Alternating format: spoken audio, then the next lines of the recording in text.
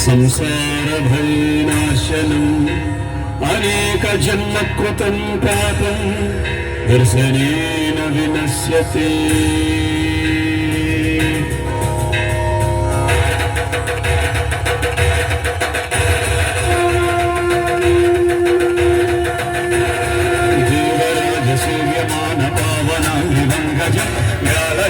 सूत्रमिन्दुशेखरं कृपाकरं नारदादियोगी वृन्दवन्दितं दिगम्बरं कालभैरवं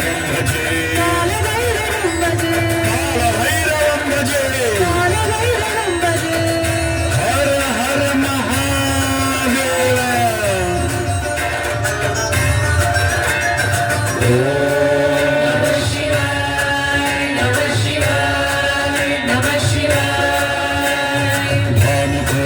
स्वरं भवाद्दितारकम्बरं नीलकण्ठदीप्सितार्गदायकं त्रिलोचनं कालकालमम्बुजाक्षमक्षशूलमक्षरम् कालभैरवं भजे कालभैरवं भजे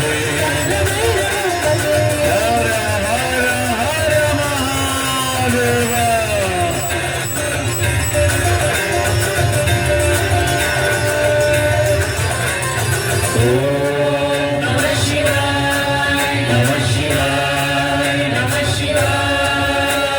शूलचण्डवाशगण्डवाणिमादिकारणं श्याममयमादिदेवमक्षरं विरामयं भीमविक्रमं ग्रभं विचित्रताण्डवप्रियं कालभैरवं भजे कालभैरवं भजे कालभैरवं भजे हर हर हर हर हर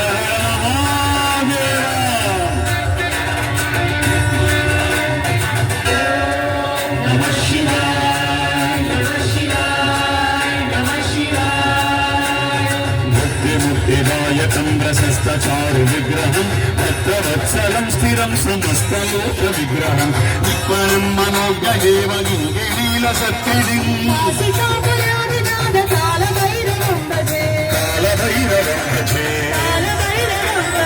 कालभैरवं भजे।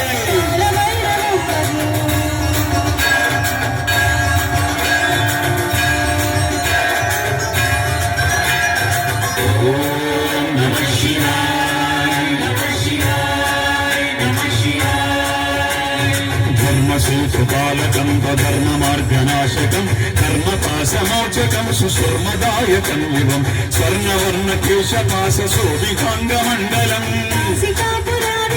कालभैरवं भजे हर हर हर हर हर हर महादेव।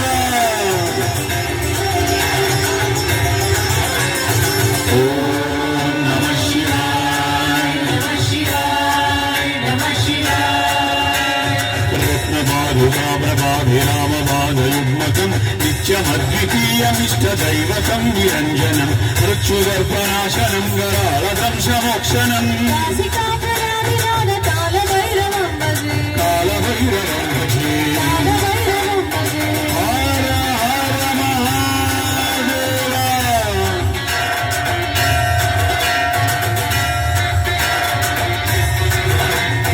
ओम नमः शिवाय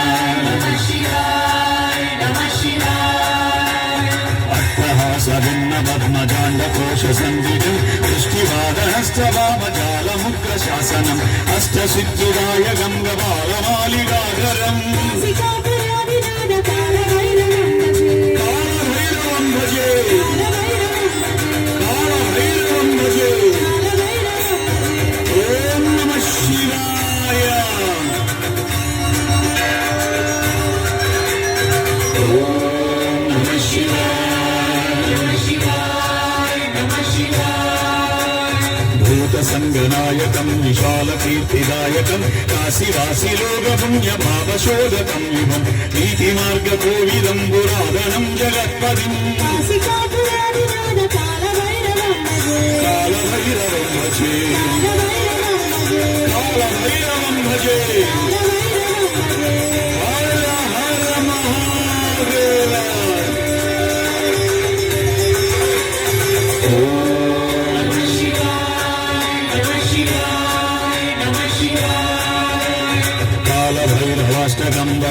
శ్రేయో మనోహరం జ్ఞానముక్తి సాధకం విచిత్ర పుణ్యవర్ధనం శోకమోహలోపదన్య కోపదాపనాశనం క్షేత్రయాంగి కాలభైరవాంగ్రి సన్నిధిం ధ్రువం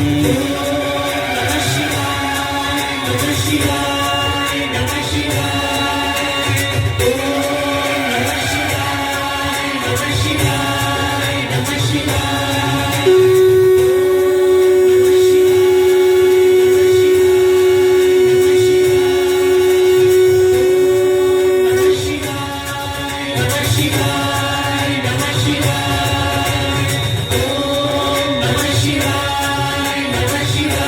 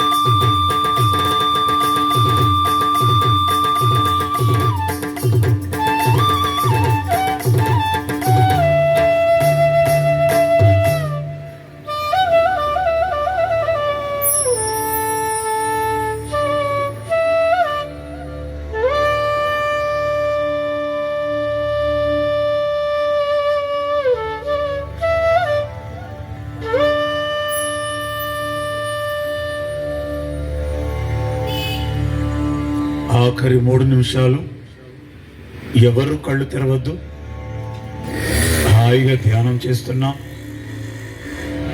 ఈ హోలీ పౌర్ణమి పర్వదినాన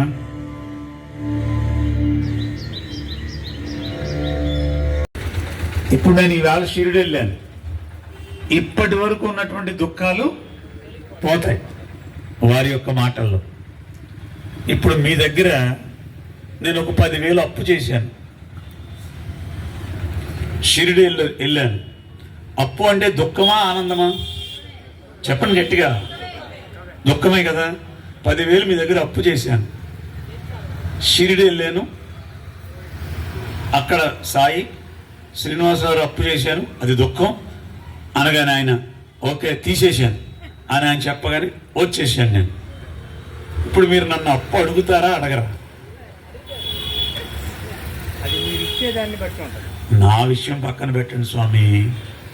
మీరు ఎవరికో అప్పిచ్చారు, వాడు షిరిడీలో వచ్చాడు, ఇదిగోండి ప్రసాదం, షిరిడి ప్రసాదం అనగానే ఓ షిరిడీలో వచ్చావా, అయితే నీ అప్పు కొట్టేశాను అంటారా? అప్పు అడుగుతారా?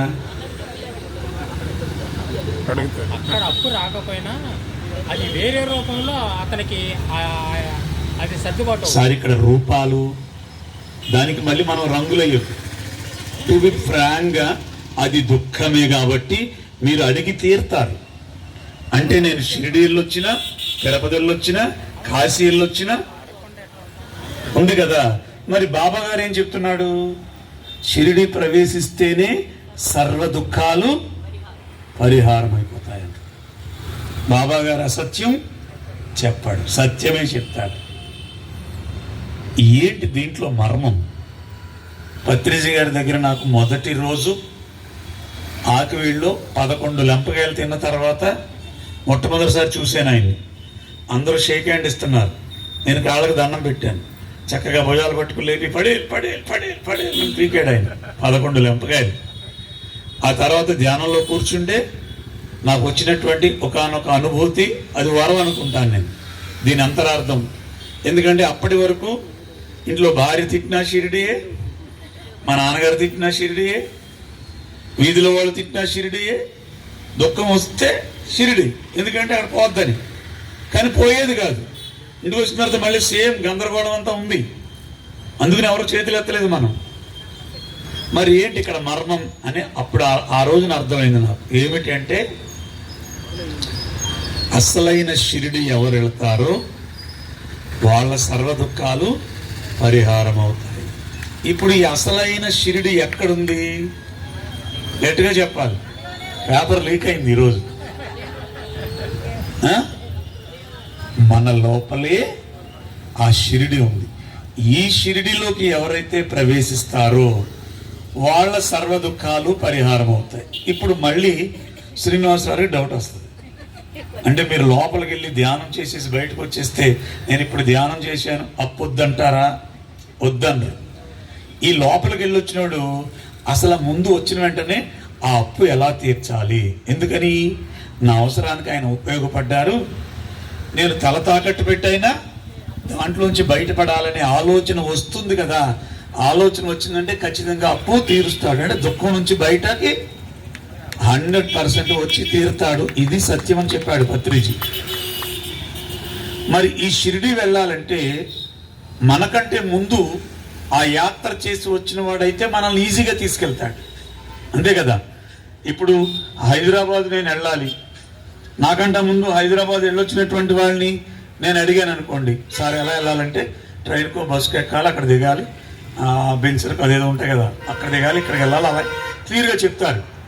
అసలు హైదరాబాద్ వెళ్ళినటువంటి వాడిని మనం అడిగితే మ్యాప్ చూపిస్తాడు, ఇదిగో ఇలా వెళ్ళాలి, ఇలా వెళ్ళాలని. అది కరెక్టా? వెళ్ళొచ్చిన వాడిని అడగడం కరెక్టా? మరి మన షిరిడి ప్రతి క్షణం వెళ్ళొస్తున్నాడు ఒక ఆయన, అసలైన షిరిడి. ఎవరైనా ఆయన మన గురువు. ఎవరైనా పత్రిజీ గారు కాదా? మధ్యలో మళ్ళీ పత్రిజీ గారు ఎందుకు వచ్చాడు? ఆయన మన స్నేహితుడు, అసలైన గురువు. పత్రిజీ గారి లోపలికి వెళ్ళగలడా? ఇప్పుడు మన గురువు ఎవరు? ఈ శ్వాస అనే గురువుని పట్టుకొని లోపలికి ప్రయాణం చేస్తే ఆయన డైరెక్ట్గా తీసుకెళ్ళి మనల్ని కలుపుతాడు. తీరా అక్కడికి వెళ్ళిన తర్వాత అర్థమయ్యేది ఏంటంటే ఆ సాయి ఎవరో కాదు, నేనే అని అర్థమవుతుంది. ఇప్పుడు నేను సాయి అయినప్పుడు నా ముందున్న వాళ్ళు ఎవరు చెప్పాలి గట్టిగా? సాయేనా? ఇప్పుడు మా అత్తగారు ఎవరు? మా మామగారు ఎవరు? మా ఆడపడుచు ఎవరు? ఇప్పుడు దాకా దీని దుంప దాకా కట్నం దొబ్బేసింది, నన్ను సరిగ్గా చూడదు అన్నాం. ఇప్పుడు అలా మనం ఎవరు తిడుతున్నాం? ఆ ఎరుక మనకు వచ్చిన రోజున మనం ఆనందంగా ఉంటాం. అంటే సర్వ దుఃఖాలు పరిహారం అవుతాయి. కానీ ఇక్కడికి వెళ్ళడం అంత ఈజీయా? గురువుని పట్టుకుంటాం, ఒక 2 శ్వాసలు పట్టుకుంటాం, వెళ్ళే శ్వాస వచ్చే శ్వాస, పక్కమని మళ్ళీ గురువుని వదిలేసి గతంలో కన్నా వెళ్ళిపోతాం, భవిష్యత్తులో కన్నా వెళ్ళిపోతాం.